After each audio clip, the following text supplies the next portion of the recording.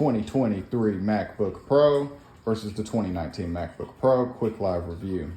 On the 2023, you see we've got the new sleek styling. You get a little more screen space from the notch layout. Over here it's embedded and you got that wider black rim. Much better looking. You've got the full keyboard covering end to end. The speakers are a little bit about 20% wider.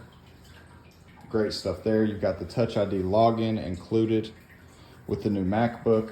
Then let's go over some general specs. I think just the ones everybody will understand.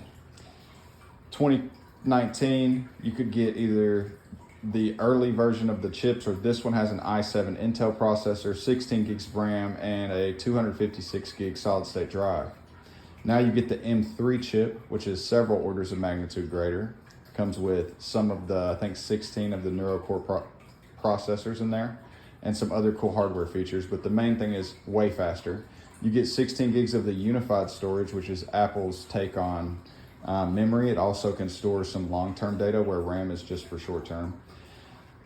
You also get the 512 gigabyte solid state drive, so double the hard drive space standard for the same price.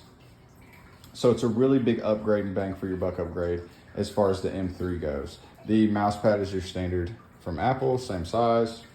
And that kind of goes over the features inboard and the specs that you can expect to get for upgrades dollar for dollar on your standard MacBook Pro. Now let's go over some stuff on the outside and the shell here.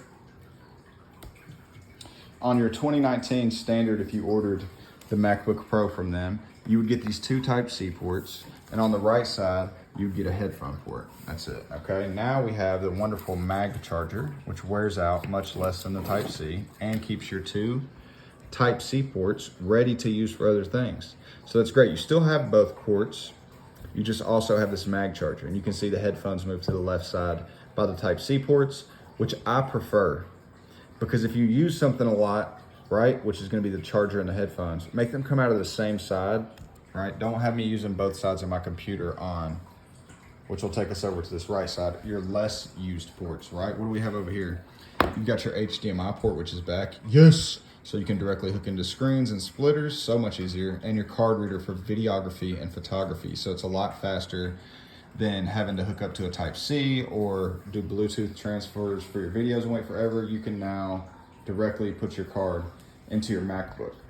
You also get the 22-hour battery life. This is much thicker than the 2019. I'll show you side by side. I say much thicker, but you got to go by percentage with me here.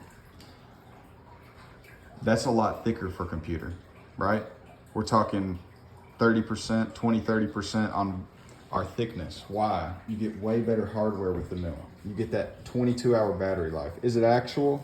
I'll have to let you know in the future. But you can see how this is a much sturdier, better made computer than previous iterations for the same price. So just want to say hats off to Apple. Let you guys know on the battery life and how much faster it is computing wise after I can test it out.